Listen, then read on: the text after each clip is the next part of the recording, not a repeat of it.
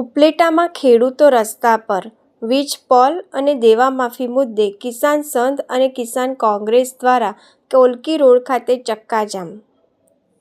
રાજ્યમાં ખેડૂતોની હાલત દિવસે ને દિવસે કફોડી બની રહી છે। એક તરફ વરસાદ ખેંચાયો છે તો બીજી તરફ મોંઘા બિયારણ અને ખાતરે ખેડૂતોની કમર તોડી નાખી છે। તેમાં પણ ખેતરોમાં ઊભા કરવામાં આવતા હેવી વીજ લાઇનના થાંભલાઓ ખેડૂતો માટે પડ્યા પર પાટું સમાન સાબિત થઈ રહ્યા છે। આ તમામ મુદ્દાઓને લઈને આજે ઉપલેટામાં કિસાન સંઘર્ષ સમિતિ અને કિસાન કોંગ્રેસના નેતૃત્વમાં ખેડૂતોએ ચક્કાજામ કરી વિરોધ નોંધાવ્યો હતો।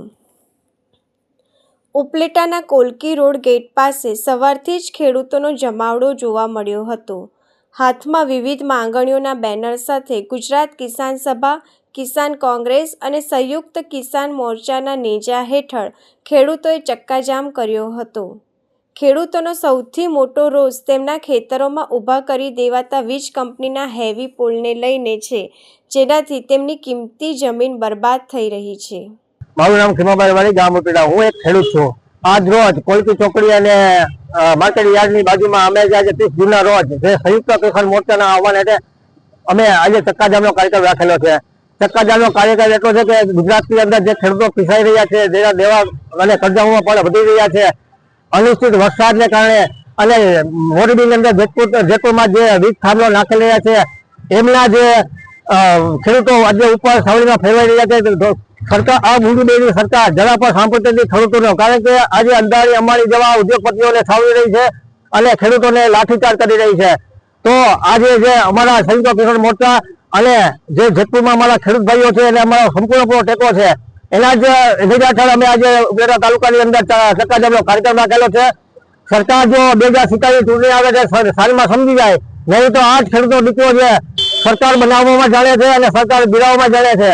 તો સરકાર સાલમાં સમજી જાય અમારા જે ખેડૂતોના દેવા છે એ સંપૂર્ણપણે માફ કરે અને અત્યારે જે વરસાદ ખેંચાણો હોય એની અંદર જે વીજળીની માંગ હોય, પછી દવા ખાતરોના જે ભાવ વધારા છે અને અમારા જે ટેકાના ભાવે જે ખરીદી કરવાની હોય છે, આ બધા અમારા જે પ્રશ્નો છે એને તાત્કાલિક પ્રમાણે ઉકેલી આવે એવી જ અમારી માંગણી છે।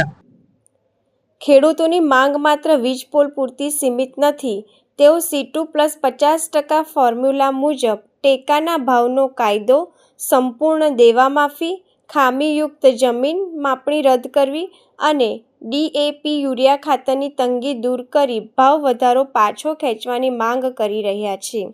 સ્થાનિક આગેવાનોનું કહેવું છે કે સરકાર તાનાશાહી કરી રહી છે અને ખેડૂતોને પૂરતું વળતર અપાતું નથી। હું જયદેવસિંહવાળા તાલુકા પંચાયત સદસ્ય।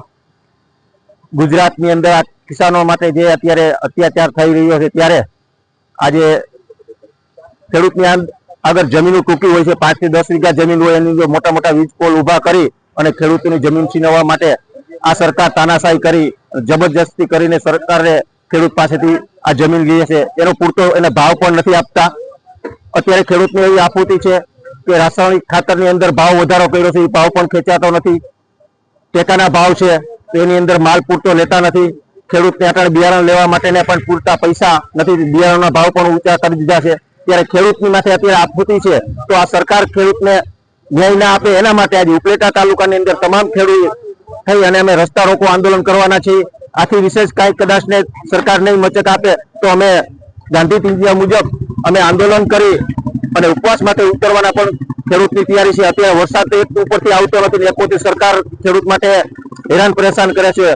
તો અમે કોઈ પાર્ટી, કોઈ ભાજપ નહીં, કોંગ્રેસ, આજે ખેડૂતનો દીકરો છે, જે કોઈ નેતા હોય એ પણ ખેડૂતના દીકરા તરીકે જ હોય છે, પણ અત્યારે કિસાનો માટે આફૂતી એવી તો એકય નેતા આજે ખેડૂતના હિતમાં વાત કરતા નથી અને સૌની ખુરશી માટે બેઠા બેઠા તાનાશાહી કરે છે। તો આ ખેડૂતને ન્યાય આપવા માટે અમે સાથે મળી અને ખેડૂતને જે કાંઈ ન્યાય નહીં આપે તો સરકાર સામે લડવાની અમારી પૂરી તૈયારી છે। આ આંદોલનમાં કોઈ પક્ષવાદ જોવા મળ્યો ન હતો। ભાજપની વિચારધારા ધરાવતા ખેડૂતો પણ ખેડૂત હિત માટે આ પ્રદર્શનમાં જોડાયા હતા। જેતપુર અને મોરબીમાં છેલ્લા 16 દિવસથી અન્નજળનો ત્યાગ કરીને બેઠેલા ખેડૂતોને ન્યાય અપાવવા ઉપલેટાના ખેડૂતોએ હુંકાર ભર્યો છે અને આવનારી ચૂંટણીને લઈને સરકારને સીધી ચેતવણી આપી દીધી છે। મારું નામ ભરતભાઈ લુણસિયા, ગામ ધામ। રસ્તા રોકો આંદોલન કરવામાં આવ્યું છે ખેડૂતો દ્વારા, એમાં મારું પૂરતું સમર્થન છે। કોઈ પાર્ટી નથી, કોઈ વાદ વિવાદ નથી અને આ બધા ખેડૂતને હારે આપણું સંકલન કાયમી માટે સમર્થન છે. એમાં મુખ્ય કઈ કઈ માગણી? મુખ્ય વસ્તુ એવી છે કે એક તો 3 ભાઈઓ હોય અને 10 વીઘા જમીન હોય, જેમાં 3 વીઘા જમીન આવી હોય, એમાં 3 વીઘા જમીન વીજ પોલ માટે થઈને રોકાણ થઈ ગયેલું હોય તો એને ખેતી કરવી કે પછી આને જમીન દઈ દેવાની. બિયારણના ભાવ બહુ આસમાને પહોંચેલા છે અને આ સરકારને હું નમ્ર અપીલ કરું છું. હું પ્યોર ભાજપમાં જ છું, એમાં કઈ વાંધો નથી, પણ ખેડૂતની સાથે કાયમી માટે સૌ અને રહેવાનો સૌ. મારી માંગ એટલી છે કે ખેડૂતોને આ અન્યાય છે એના માટે ન્યાય આપો. આ 16 દિવસથી મોરબીની અંદર, જેતપુરની અંદર ખાધા વિનાના ખેડૂત જે ઉપવાસ આંદોલનની અંદર બેઠા છે એને યોગ્ય ન્યાય આપો અને વળતર આપો યોગ્ય, એ મારી માંગ છે અને ઉગ્ર રજૂઆત છે.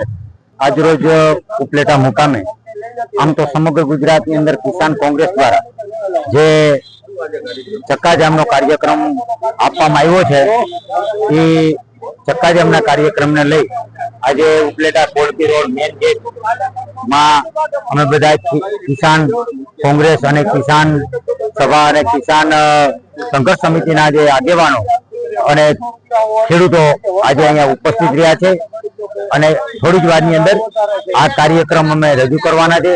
આ કાર્યક્રમ દ્વારા સમગ્ર ગુજરાતની અંદર આજે કિસાન કોંગ્રેસ દ્વારા કાર્યક્રમ આવ્યો છે, ત્યારે સરકારને સીધો સંદેશ પહોંચાડવાનો છે કે ખેડૂતોની જે હાલત છે, ખેડૂતો માટે જે આજે આ સરકાર મોંઘી બેરી અને જે નીંભરી થઈ ગઈ છે એને જગાડવા માટે ઉગ્ર આંદોલન દ્વારા અને અખિલ કાર્યક્રમો દ્વારા આ સરકાર પાસે ખેડૂતો ન્યાય માગે છે અને જરૂર ને જરૂર આ ન્યાય મેળવીને ખેડૂત રહેશે. કિસાન એકતા સાથે, કિસાન ના સૌ આગેવાનો સાથે જરૂર ને જરૂર આ ન્યાય મળવાનો છે અને આ મોંઘી બેરી સરકારને આવનારા દિવસોની 2027માં ખેડૂતો દ્વારા જ તમારું બેસણું કરવામાં આવશે. એટલે આજે ચક્કાજામનો કાર્યક્રમ થોડી જ વારની અંદર રજૂ કરીશું. ખેડૂતોનો આક્રોશ સ્પષ્ટ દર્શાવે છે કે જો સમયસર વીજપોલનું યોગ્ય વળતર અને ખેતીના પ્રાણ પ્રશ્નો નહીં ઉકેલાય તો આગામી દિવસોમાં આ આંદોલન સમગ્ર ગુજરાતમાં વધુ ઉગ્ર સ્વરૂપ ધારણ કરી શકે છે.